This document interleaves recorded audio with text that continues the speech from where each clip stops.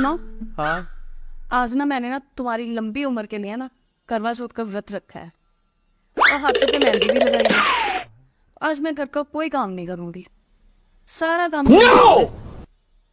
कपड़े धोना, बर्तन साफ करना, झाड़ू करना। ठीक है? ठीक है। हे भगवान, क्या मुसीबत डाली है मेरे गले। मुसीबत? ये मुसीबत खुद चल के नहीं आई थी तुम्हारे घर पे। तुम गए थे बैंड बाजे को साथ लेके। हजारों फूल बरसाओ, मेरा महबूब आया है। अब भुगतो।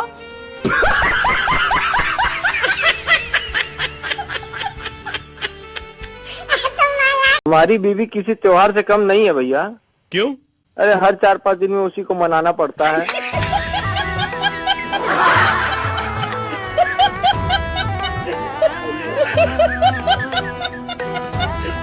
यार मेरी मैडम के साथ लड़ाई हो गई। मैं पति पत्नी के बीच जो ये लड़ाई होती है ना, इसका पूरा प्रोसेस समझ चुका हूँ। आपको स्टेप बाय स्टेप समझाता हूँ। देखो क्या होता है, पहले दोनों तरफ होता है पाइल अप, फिर अचानक एक दिन घमासान लड़ाई होती है जो चलती है आधा घंटा। इस लड़ाई में दोनों एक दूसरे को पास्ट की गलती गिनवाते हैं। इसके बाद भाई पति वहीं बैठा रहता है, पत्नी नाराज होकर चली जाती है दूसरे कमरे में। 2 घंटे बाद पति सोचता है यार लड़ाई खत्म करते हैं, माहौल शांत करते हैं। वो पत्नी के पास जाता है, जाके सॉरी बोलता है, लेकिन पत्नी रोना स्टार्ट कर देती है। वो रोते रोते भी पति की गलती गिनवाती है। अब पति क्या करे, वो किचन में जाता है, पानी लेके आता है, मैडम को पिलाता है, आगे 2 गाल पे पप्पी करता है, एक फोरहेड पे किस करता है, सॉरी बोलता है। आपको लगेगा लड़ाई खत्म हो जानी चाहिए, लेकिन नहीं। इसके बाद पत्नी पति से 15 दिन तक मुंह फुला के रहती है। और इन 15 दिन में पत्नी पति के लिए कोई काम नहीं करती, लेकिन पति पत्नी के लिए सारे काम करता है। इन 15 दिन में पति पत्नी के ऐसे पीछे पीछे घूमता है कि किसी तरह हंस जाए, जोकर की तरह रहता है भाई साहब। 15 दिन में फ्रस्ट्रेट होकर पति पत्नी को बोलता है ऐसी भी क्या लड़ाई होगी। इसके बाद होती है लड़ाई नंबर 2। इसको मैं बोलता हूँ एनालिसिस की फाइट। एक लड़ाई के साथ एक एनालिसिस की फाइट फ्री। इस लड़ाई में ये डिस्कस होता है कि पिछली फाइट में गलती किसकी थी। अब पहली फाइट में चाहे कोई जीता हो, दूसरी फाइट में आज तक कोई मर्द नहीं जीता, क्योंकि उसको पता ही नहीं होता कि उसकी पत्नी ने उसे पिछली फाइट में क्या क्या बोला था, उसको याद ही नहीं रहता। लेकिन पत्नी को पति ने पिछली फाइट में क्या क्या सुनाया था वो सब याद रहता है। तो गिनवाता कौन है? पत्नी। पति को बेचारे को याद ही नहीं है, गिनवाएगा कहां से? तो जीता कौन है? पत्नी। पति बेचारा कहां से जीतेगा? तो भाई हार तो हमेशा पति की होगी, जीत हमेशा पत्नी की होगी, ये बात तय है। अभी हमारी एनालिसिस वाली फाइट बची है तो वो कर लेते हैं। नहीं, मुझे पता है कि मैं हारूंगा, लेकिन मैडम की संतुष्टि भी तो जरूरी है। यार आप तो बहुत बदल गए हो, थोड़ी तो दिलचस्पी लिया करो मुझ में।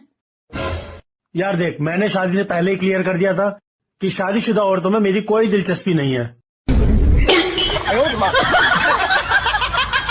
सुनिए ना, बहुत दिन हो गए मायके गए को, 3 दिन की बच्चों की छुट्टियां, चली जाऊं? कल नहीं जाना है, यही रहो। 10-15 हजार मेरे फूकोगी, वहाँ जाके अपने भाई के 10-15 हजार फूकोगी, और रही सही कसर भाई भाभी में कलेश तोड़ कर रहोगी। इसलिए पियर का मोह छोड़ दो देवी जी, अपने ससुराल को देखो। ओके दीदी, कैसे हो आप? अरे अरे आप कैसे हो सकती हैं पियर? नहीं नहीं नहीं नहीं, यहाँ पे कोई पियर नहीं आना।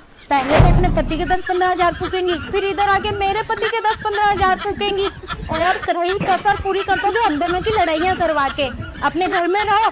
अरे पियर में मोह रखोगी तो ससुराल में कैसे बसोगी? नहीं नहीं नहीं, अपने घर में दीदी। नहीं दीदी, वाह दीदी। दीदी अगर कल मुझे किसी चुड़ैल ने पकड़ लिया तो मैं क्या करूं?